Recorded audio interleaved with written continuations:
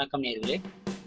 பாண்டிராஜ் அவர்கள் இயக்கத்துல சிம்பு அவர்களும் நயன்தாரா அவர்களும் இணைந்து நினைத்து வரும் படம் தான் இது நம்ம ஆளு. இந்த படத்தின் படப்பிடிப்பு பல கட்டங்களா நடந்து முடிந்த நிலையில படத்தின் கடைசி கட்ட படப்பிடிப்பு துவங்கியிருக்கு.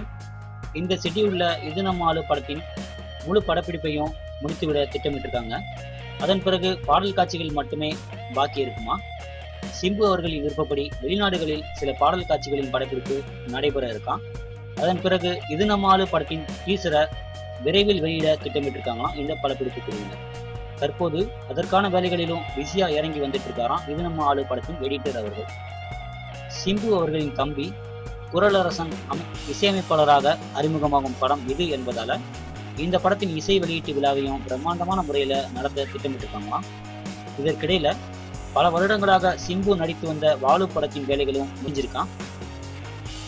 வாலு படம் முடிவடைஞ்ச நிலையில எந்த படம் முதலில் வெளிவருமா அல்லது பாண்டிராஜின் இது நம்ம ஆளு படம் முதலில் வெளிவருமா என்ற குழப்பத்துல இருக்காங்களாம் விநியோகஸ்தர்கள்.